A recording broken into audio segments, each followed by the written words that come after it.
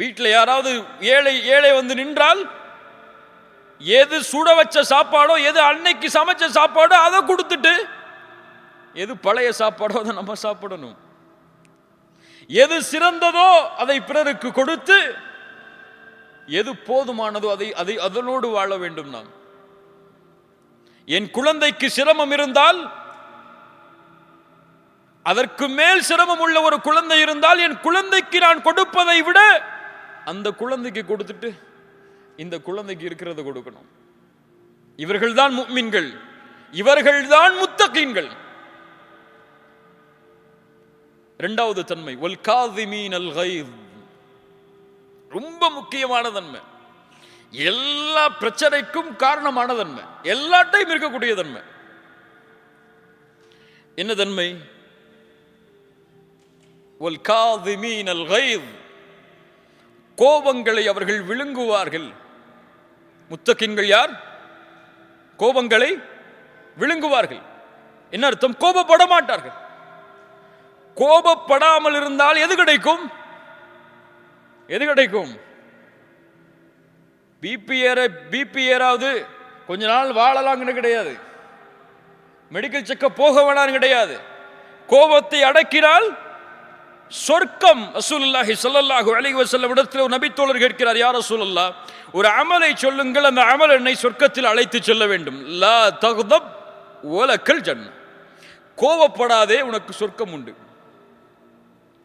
உஇத்தத் லில் முத்தகீன், அந்த சொர்க்கம் அவர்களுக்காகத்தான் தயாரிக்கப்பட்டிருக்கிறது. அவர்கள் யார்? கோபத்தை விழுங்குவார்கள்.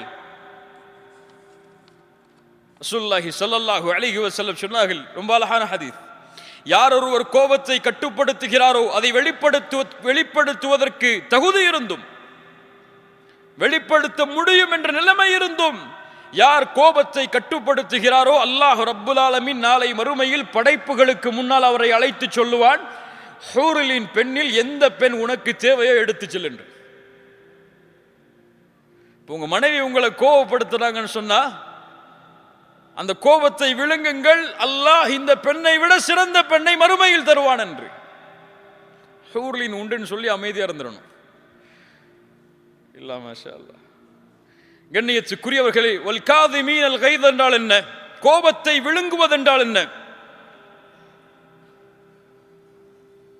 கோபத்தை அடக்குவதற்கும் விழுங்குவதற்கும் என்ன வித்தியாசம்? என்ன வித்தியாசம்? ரசூலுல்லாஹி ஸல்லல்லாஹு அலைஹி வஸல்லம் இடத்தில் ஒரு நபித்தோழர் வருகிறார், உம்மி மக்தூம், கண் தெரியாத நபித்தோழர். யார் இவர்? உம்மி மக்தூம் யார்? இவருக்கு என்ன வேலை சமூகத்தில்? அதான் சொல்லுவார். பிலால் அவர்களும் இவர்களும் முஅத்தின். கண் தெரியாத நபித்தோழர் ரசூலுல்லாஹி ஸல்லல்லாஹு அலைஹி வஸல்லம் குறைஷி பெரிய தலைவர்களோடு பேசிக் கொண்டிருக்கிறார்கள். இவர் வருவதை பார்த்தவுடன் அபஸ வ தவல்லா, மனிதர் வந்த பொழுது முகம் சுளித்தீர்கள், திரும்பிக் கொண்டீர்கள். அபஸ என்றால் அரபி மொழியில் முகம் சுளித்தல் என்றால் உபூஸ்னு, இந்த கோவப்பட்ட அந்த நெத்தியில 2 கோடு வரும்ல, நெத்திய சுருக்கடா, இந்த கோடுக்கு தான் உபூஸ்னு சொல்லுவாங்க அரபியில. அந்த நிலைமையில் முகம் சுளித்தார். அபஸ வ தவல்லா, அவ்வளவுதான் செஞ்சாங்க ரசூலுல்லாஹ். ஆனா உம்மி மக்தூமுக்கு தெரியுமா ரலியல்லாஹு அன்ஹு ரசூலுல்லாஹ் இப்படி செஞ்சது? தெரியுமா? தெரியுமா? முடியாது, தெரியாது. யாருக்கு தெரியும்? இப்ப கோபப்படும் போது உணர வேண்டும், இந்த கோபத்தை அல்லாஹ் பார்க்கிறான், அவனுக்கு தெரியும். அவனுக்கு இது பிடிக்காது. கோபப்படுபவர்களை அல்லாஹ் ஒருபோதும் நேசிக்க மாட்டான். அறிஞர் சொன்னார், அல்லாஹுடைய கோபத்தை அடையக்கூடிய காரியங்களில் மிக முக்கியமான காரியம் கோபம். கோபம் அடைவதற்கு அல்லாஹ் அந்த உரிமையை கொடுக்கவே இல்லை யாருக்கும். நாம் யார் நமக்கு சமமான படைப்புகள் மீது கோபப்படுவதற்கு? நீ இந்த படைப்பை படைத்தவனா? இந்த படைப்பிற்கு உரிமையாளனா? முடியாது. வல் காதிமீனல் கைஸ் என்றால் கோபத்தை விழுங்கிக் கொள்வார்கள். யாராவது கோபப்படுத்தினா யாராவது அவரை விமர்சனம் செஞ்சா போ அல்லாஹ் உன்னை மன்னிக்கட்டும் போயிருன்னு சொல்லி கோபத்தை காட்டிட மாட்டாங்க. கோபத்தை விழுங்குவார்கள் என்றால் யாராவது கோபப்படுத்தினால் இவன் சிரிப்பான், அடக்கிக் கொள்வான் உள்ளேயே, அது வெளிப்படையாக வரும் சிரிப்பாக. ஜஸாக்கல்லாஹு கைர், இனிமே நான் திருத்திக்கிறேன் போயிடுவார். அவர்கள் தான் கோபத்தை அடக்குபவர்கள். வல் காதிமீனல் கைத், அல்லாஹ் ரப்புல் ஆலமீன் கூறுகிறான், முஃமின்கள் யார், சொர்க்கவாதிகள் யார்? வல்லதீன யஜ்தனிபூன கபாயிரல் இஸ்ம் வல் ஃபவாஹிஷ் வ இதா மா கதிபு ஹும் யக்ஃபிரூன். என்ன ஒரு குவாலிட்டி! அவர்கள் யார்? கோபம் அடைந்தால் மன்னித்து விடுவார்கள். கோபம் வந்தால் கட்டுப்படுத்துவார்கள் என்றெல்லாம் இந்த வசனத்தில் சொல்லல. அவர்கள் கோபப்பட்டால் யார் கோபத்தை ஏற்படுத்தினார்களோ அவர்களை மன்னிப்பார்கள்.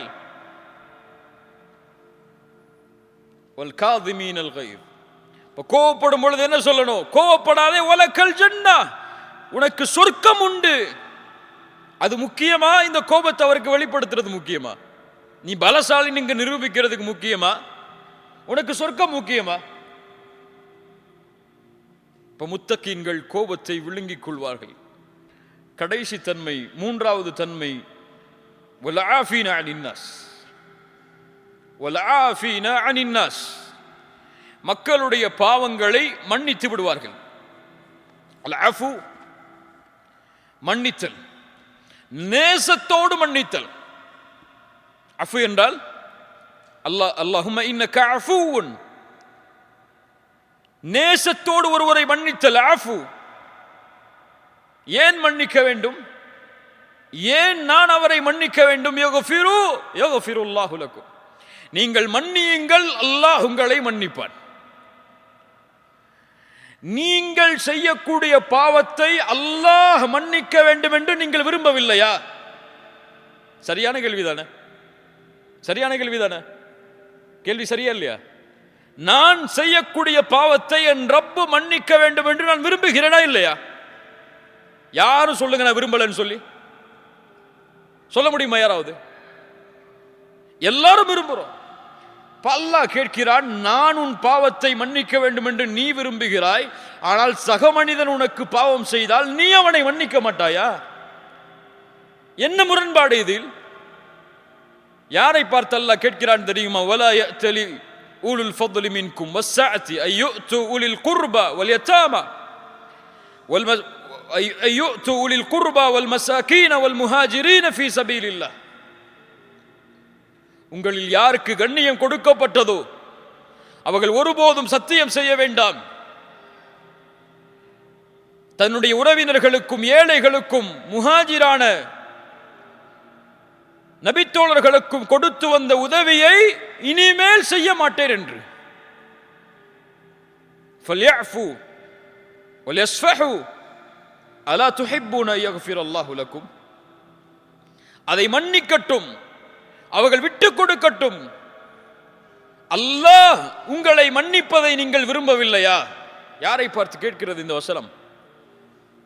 அபூபக்கர் சித்தீக் ரலியல்லாஹு அன்ஹு, இந்த உம்மத்தில் அல்லாஹ்வுடைய ரசூலுக்கு பிறகு கண்ணியமானவர். இந்த உம்மத்தில் நபிமார்களுக்கு பிறகு கண்ணியமானவர். என்ன செய்தார்? தன் மகள் ஆயிஷா ரலியல்லாஹு அன்ஹா, அபூபக்கர் அவர்களுக்கு மட்டும் மகளா? யாருக்கு மனைவி? ஒரு நபியின் மனைவி. யாருக்கு தாய்? யாருக்கு தாய்? முஃமின்களுக்கு தாய், எம்முடைய தாய். அவர்கள் மீது ஒரு பழிச்சொல் போடப்படுகிறது. சாதாரண பழிச்சொல் அல்ல, கேவலத்தின் எல்லையில் உள்ள வார்த்தை அவர்கள் மீது போடப்படுகிறது. ஒரு தாயின் மீது பழிச்சொல் என்றால் ஒட்டுமொத்த சமூகத்தின் மீதும் போடப்பட்ட பழிச்சொல் அது. ஒரு நபியின் மனைவியின் மீது. அல்லாஹு அக்பர். அந்த பழிச்சொல்லில் ஈடுபட்டவரில் ஒருவர் அபூபக்கர் சித்தீக் ரலியல்லாஹு அன்ஹு அவர்கள் உதவி செய்து கொண்டிருந்த, அவருடைய வாழ்வாதாரத்திற்காக செல்வத்தை கொடுத்து கொண்டிருந்த மிஸ்தஹ் ரலியல்லாஹு அன்ஹு. இந்த நபி தோழரும் அறியாமையில் இந்த பழிச்சொல் சொல்லக்கூடிய செயலில் ஈடுபடுகிறார்.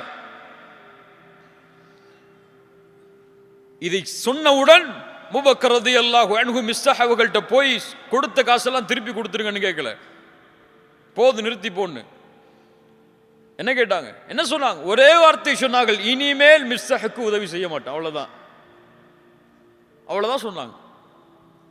இந்த வார்த்தைக்காக ஒரு குர்ஆனுடைய வசனம் இறங்குகிறது. அபூபக்கரே, உங்களை போன்றவர்கள் அப்படி சொல்ல வேண்டாம், நீங்கள் மன்னியுங்கள், விட்டுக் கொடுங்கள். சாதாரண விஷயமா? இந்த உலகத்தில் என் மகளின் மீது ஒருவர் இப்படி சொன்னால் நான் எப்படி நடந்து கொள்வேன்? என் மனைவியின் மீது ஒருவர் சொன்னால் எப்படி நடந்து கொள்வேன்? அதை விட பெரிய பாவமா இன்று நமக்கு பலர் செய்த பாவம் எல்லாம்? அல்லாஹ் இப்படிப்பட்ட அருவருக்கத்தக்க ஒரு செயலை செய்த பாவத்தையே மன்னியுங்கள் அபூபக்கரே, விட்டுக் கொடுங்கள் அபூபக்கரே, நீங்கள் செய்த பாவத்தை நான் மன்னிக்க வேண்டும் என்பதை நீங்கள் விரும்பவில்லையா? இன்னைக்கு ஒரு 100 ரியால கொஞ்சம் கூட குறைச்சு வச்சிருப்பாரு, அவ்வளவுதான். இனிமே வாழ்க்கை முழுக்க உங்ககிட்ட பேசவே மாட்டேன் நான். காசுவன சொத்து விஷயத்தில் அண்ணன் தம்பிக்குள்ள சண்டை, பரம்பரையா பேசாம இருப்பாங்க 2 குடும்பமும். இவர்களுக்கெல்லாம் ஒரு ஹதீஸ் ரசூலுல்லாஹி ஸல்லல்லாஹு அலைஹி வஸல்லம் சொன்னார்கள்,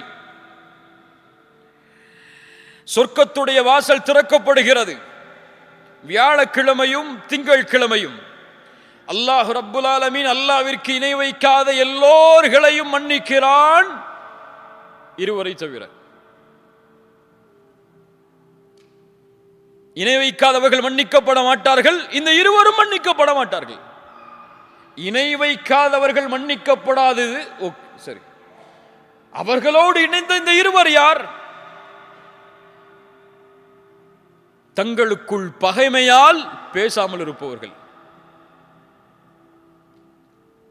தங்களுக்குள் பகைமையால் வெறுத்து வாழ்பவர்கள். அல்லாஹ் கூறுவான், இவர்கள் எப்போது சமாதானமாகிறார்களோ அதுவரை அவர்களை விட்டு விடுங்கள். அல்லாஹ் மன்னிக்கப்பட்டான். இந்த தன்மையோடு நீங்கள் வாழ்ந்து தொழுது என்ன பலன்? இந்த தன்மையோடு வாழ்ந்து சுன்னாவை கடைபிடித்து என்ன பலன்? உங்களை விட சிறந்தவர்கள் அப்போது சுன்னாவை கடைபிடிக்காதவர்கள். அப்படியே இல்லையா? முஸ்லிம் சமூகத்துடைய பெரும் முசீபா இது. யாராவது அவரை பத்தி பேசிட்டாங்களா, முடிஞ்சு போச்சு. யாராவது அவரை பத்தி விமர்சனம் செஞ்சிட்டாங்களா, முடிஞ்சு போச்சு. யாரையாவது அவருக்கு முன்னாடி குரலை உயர்த்திட்டாங்களா, முடிஞ்சு போச்சு. எத்துணை பிள்ளைகள் பெற்றோர்களோடு, எத்துணை பெற்றோர்கள் பிள்ளைகளோடு, எத்துணை உறவுகள் அடுத்த உறவுகளோடு. இதுவரை இங்க வந்திருக்கக்கூடிய எத்தனை பேர்ட்ட இந்த தன்மை இருக்கும்? நம்ம குடும்பத்தில் எத்தனை பேர்ட்ட இதுவரைக்கும் பேசாம இருப்போம்?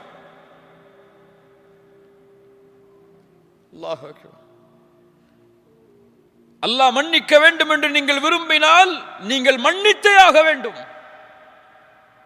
இல்லை முரண்பாடு அது. நான் பாவம் செய்தால் என் ரப்பு மன்னிக்க வேண்டும், ஆனால் உன் அடியார்கள் உங்களோடு இருப்பவர்கள் பாவம் செய்தால் நீங்கள் மன்னிக்க மாட்டீர்களா? நேசத்தோடு மன்னியுங்கள் அவர்களை. ஏன் நான் மன்னிக்கிறேன் அவளை? இவரை மன்னித்தால் அல்லாஹ் என்னை மன்னிப்பான். சுப்ஹானல்லாஹ். தனக்கு எதிராக 10 ஆண்டுகள் போரின் மூலமாக தன்னுடைய உறவுகளும் தன்னுடைய தோழர்களும் போரில் இறப்பதற்கு காரணமாக இருந்த அத்துணை குறைஷிகளையும் ரசூலுல்லாஹ் சொன்னார்கள், லா தஸ்ரீப அலைக்குமுல் யௌம் அன்துமுத் துலகா. உங்கள் மீது எந்த பழியும் தீர்க்கப்படாத இந்த நாள் உங்களை நான் மன்னிக்கிறேன், உங்களை நான் விடுதலை செய்கிறேன். தனது சாட்சா ஹம்ஸா ரலியல்லாஹு அன்ஹு அவர்களுடைய ஈரலை கடித்து துப்பிய பெண்ணை ரசூலுல்லாஹ் மன்னித்தார்கள். இதை விட கொடிய குற்றமா நமக்கு பிறர் செய்த பாவம் எல்லாம்? யக்ஃபிரு ஃபல்யஃபு, மன்னியுங்கள், அல்லாஹ் எம்மை மன்னிப்பான். வல் ஆஃபீன அனின் நாஸ், வல்லாஹு யுஹிப்புல் முஹ்சினீன். இந்த இஹ்சானை சுமக்கக்கூடிய முஹ்சின்களை அல்லாஹ் நேசிக்கிறான். இந்த 3 தன்மையும் யாரு? முதல்ல யார் அவங்க? முத்தகீன்கள். இரண்டாவது அவர்கள் முஹ்சின்கள். முஹ்சின்கள் அவர்கள். சுப்ஹானல்லாஹ். கண்ணியத்துக்குரியவர்களே, அல்லாஹ்வுடைய பாதையில் செலவு செய்தால் சொர்க்கம், கோபத்தை கட்டுப்படுத்தினால் சொர்க்கம், பிறரை மன்னித்தால் சொர்க்கம். இதுல இன்னும் நம்ம சொர்க்கத்தை தேடல. இதில் கிடைக்கக்கூடிய சொர்க்கம் மேலானது, அல்லாஹ் விரும்பி தருவது.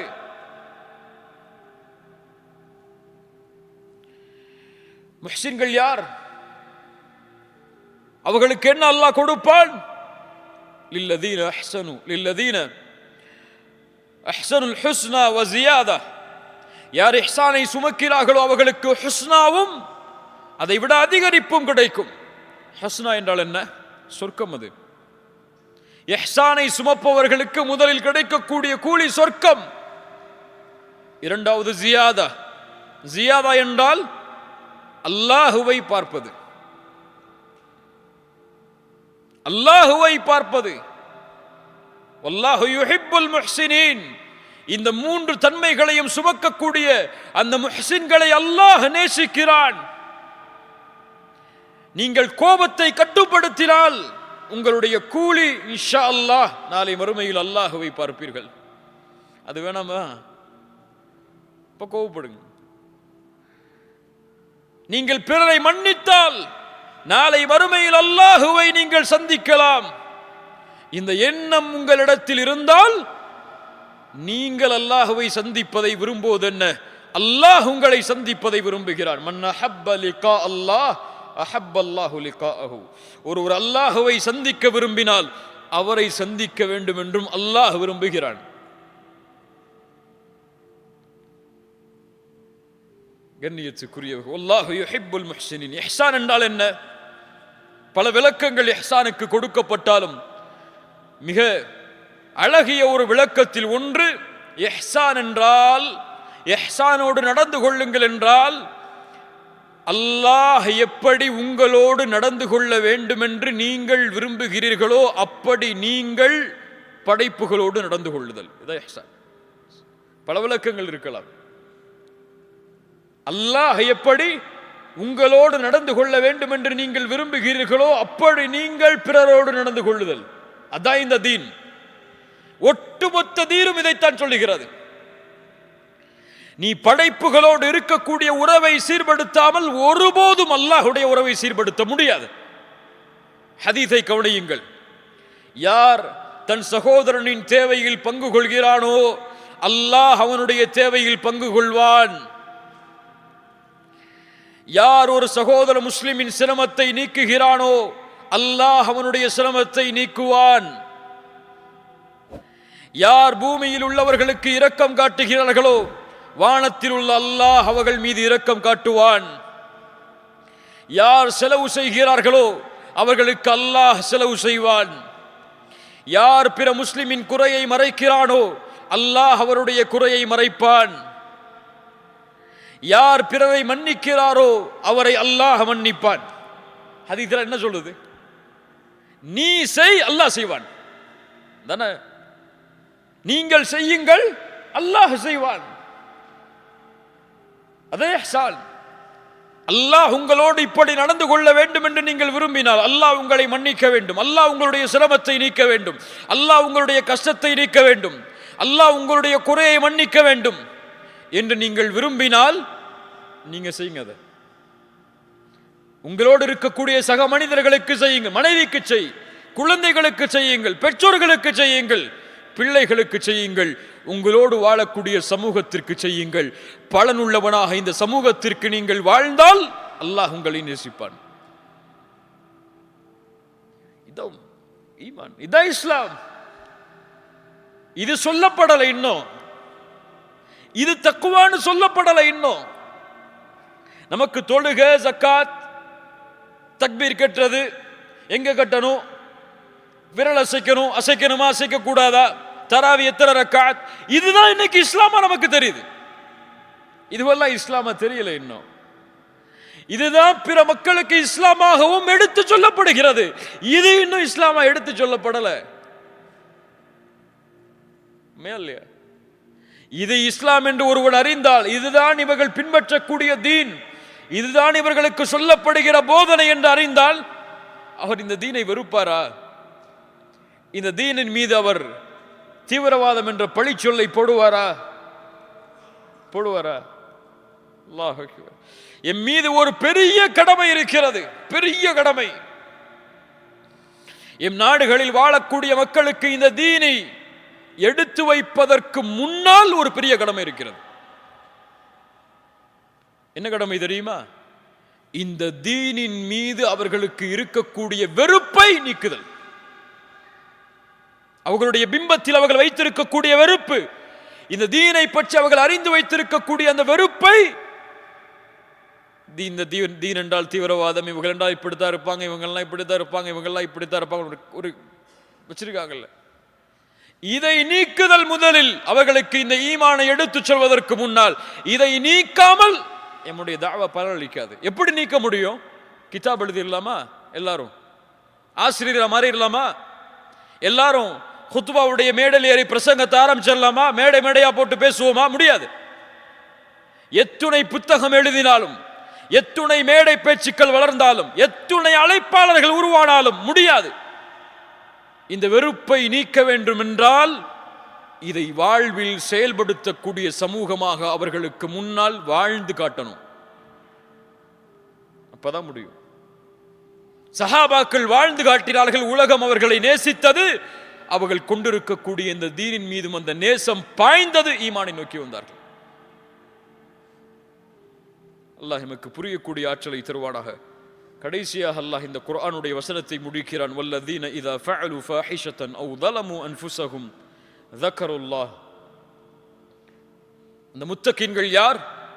ஒரு மானக்கீடான, ஒரு அசிங்கமான காரியத்தை செய்துவிட்டால், செய்வார்கள், அவர்கள் மனிதர்கள் தானே, ஒருவேளை செய்துவிட்டால் அல்லாஹ்வை நினைப்பார்கள், அல்லாஹ்விடத்தில் தங்களுடைய பாவங்களுக்காக மன்னிப்பை தேடுவார்கள்.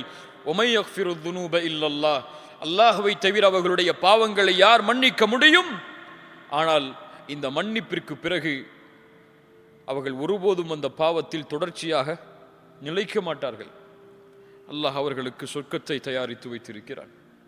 கண்ணியத்துக்குரியவர்களே, இந்த தன்மைகளோடு வாழ வேண்டும் என்றால் இன்னொரு மிக முக்கியமான ஒரு விஷயத்தை அறிந்து கொண்டே ஆக வேண்டும். ஒரு முஃமின் அமல் செய்வதாக இருந்தால் சொர்க்கத்தை குறிக்கோளாக கொண்டு அமல் செய்யாதீர்கள். நரகத்திலிருந்து பாதுகாப்பு கிடைக்க வேண்டும் என்பதற்காக மட்டும் அதை நோக்கமாக கொண்டு அமல் செய்யாதீர்கள்.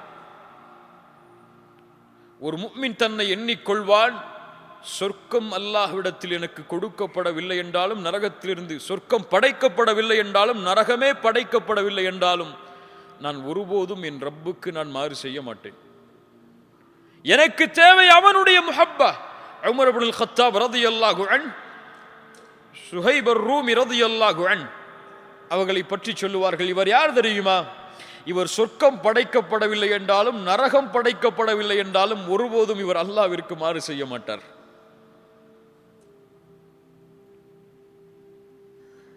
அவர் அந்த பாவத்தை விடுவது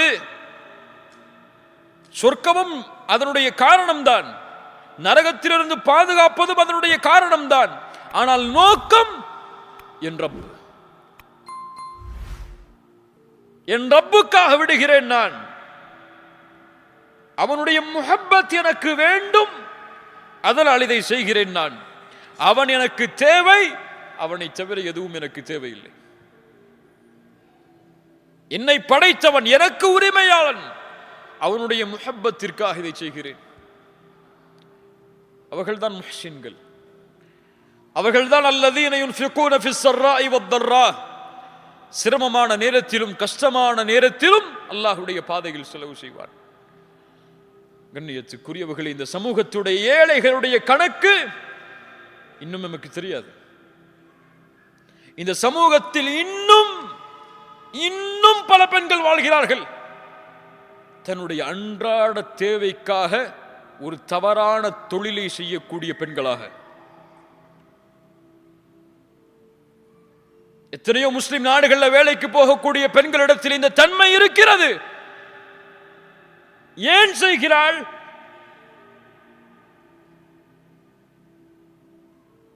எத்துணை குழந்தைகள் நோயில் கஷ்டப்பட்டு அவர்களுக்கு அந்த நோயை நீக்குவதற்கு வழியை இது சமூகம் ஏற்படுத்தி கொடுக்காத காரணத்தால் பிற மதத்தார்களால் நடத்தப்படக்கூடிய நிறுவனங்களில் இணைந்து அவர்களை நேசித்து அவர்களுடைய வழியையும் நேசித்து இந்த தீனை விட்டு வெளியே சென்றவர்கள். தெரியாது. அல்லதீன யுன்ஃபிகூன ஃபிஸ் ஸர்ராஇ வத்-தர்ரா. இந்த சமூகத்துடைய தேவை ஏராளம். கல்விக்காக சிரமப்படக்கூடிய பிள்ளைகள் எத்துணை பேர், நோயில் அவதிப்பட்டு மருத்துவ செலவிற்கு வழி இல்லாதவர்கள் எத்துணை பேர், அன்றாட தங்குவதற்கு இடமும் அன்றாட உணவும் இல்லாமல் வசிப்பவர்கள் இன்னும் இந்த சமூகத்தில் எத்துணை பேர். அதே நேரத்தில் இன்னொரு பக்கம் பேங்க் அக்கவுண்ட்ல காசை வைக்க முடியாம, காசை எப்படி செலவழிக்கணும்னு தெரியாம 2 பேர் இருக்க வீட்டுல 10 கார் இருக்கக்கூடிய முஸ்லிம் குடும்பமும் இருக்கு. என்ன ஒரு ஏற்றத்தாழ்வு! இதுவா முஸ்லிம் சமூகம்? இதையா ரசூலுல்லாஹி ஸல்லல்லாஹு அலைஹி வஸல்லம் கட்டமைக்க வேண்டும் என்று விரும்பினார்கள்? ரசூலுல்லாஹ்வுக்கு முன்னாடி ஒரு ஏழை வந்துட முடியுமா? அவருடைய சிரமம் நீக்கப்படாமல் அவர் சென்றிட முடியுமா அந்த இடத்தை விட்டு? சஹாபாக்களுக்கு முன்னால் அப்படி ஒரு இருப்பதாக தெரிந்தால் நபித்தோழர்கள் சும்மா இருந்துருவாங்களா? நம்ம ஊர்ல, நம்ம தெருல, நம்மளுடைய வசிப்பிடங்களுக்கு பக்கத்தில் எத்தனை பேர் இருக்காங்க? அல்லாஹ் பாதுகாக்கணும். இதை செய்தால் முத்தகி, இதை செய்தால் முஹ்சின், இதை செய்தால் சொர்க்கம். அதைவிட மேல் வஸியாதா அல்லாஹ்வுடைய முஹப்பத், அல்லாஹ்வை பார்ப்பது, வல் காதிமீனல் கைத், கோபங்களை விழுங்குவது, கட்டுப்படுத்துவது. காரணம் சொல்ல முடியாது, எனக்கு பிபி இருக்கு நான் கோபப்படுறேன்னு சொல்லி, இதெல்லாம் செல்லுபடியாகாது. நீ என்ன இருந்தாலும் வல் காதிமீனல் கைத், கட்டுப்படுத்து, முயற்சி செய், போராடு நஃப்ஸோடு. ரமதானில் எப்படி போராடுகிறாயோ அது போன்று போராடு, அல்லாஹ் தருவான். வல் காதிமீனல் கைத் வல் ஆஃபீன அனின் நாஸ். என்ன மக்கள் பாவம் செய்தாலும் சரி, தன் உள்ளத்தை சுத்தமா வச்சிருப்பார். யாரை பற்றிய சிரமத்தையும் தன்னுடைய உள்ளத்தில் சுமந்து ஒரு சுமையோடு இந்த பூமியில் வாழ மாட்டான். அவன் ரொம்ப ஃப்ரீயா இருப்பான். அப்படியே இல்லையா? யாராவது பாவம் செஞ்சுட்டாங்க, அவர் என்ன ஏசிட்டார், அவர் என்ன திட்டார், அவர் எனக்கு சண்டை போட்டார், அவர் என் காசு எடுத்துட்டார், இது உள்ளத்தில் இருந்தால் என்ன இருக்கும்? எப்பவுமே சோகமாகவே இருப்பார், எப்பவுமே ஒரு சுமையை சுமந்துக்கிட்டே இருப்பார். அவர் ஏசிட்டாரா, அல்லாஹ்வுக்காக வர மன்னிச்சிடுறேன். இவர் காசு எடுத்துட்டாரா, பரவாயில்ல, துன்யா தானே, அல்லாஹ்வுக்காக மன்னிச்சிடுறேன். என்ன ஆகுது? எல்லாம் வெளியே போகுது. அவர் நஃப்ஸ்ல எந்த சுத்தமும் கிடையாது, யாரை பத்திய வஞ்சகமும் கிடையாது. ரசூலுல்லாஹ் இப்படி ஒரு சஹாபியை பார்த்து சொன்னாங்க, அவர் யார்? சொர்க்கவாதி. யாரை பற்றிய வஞ்சகமும் அவருடைய உள்ளத்துல கிடையாது. ஆனா எல்லா வஞ்சகமும் இன்னைக்கு நம்ம கல்வில இருக்கு. இங்க இருக்கக்கூடிய பலருடைய கல்வி, என்னுடைய கல்வையும் சேர்த்து சொல்கிறேன், யாரை பத்தியாவது ஒரு தப்பான என்ன உள்ளத்துல சுமந்துகிட்டே இருக்கும். நம்ம அவரா அவர் அப்படி, இவரா இவர் இப்படி, அவரா அவர் அப்படி, நம்மளுக்கு ஒரு கிரெடிட்டா வச்சு அதுல செட் ஆகலன்னா தூக்கி அங்க வச்சிடறோம் அவரை.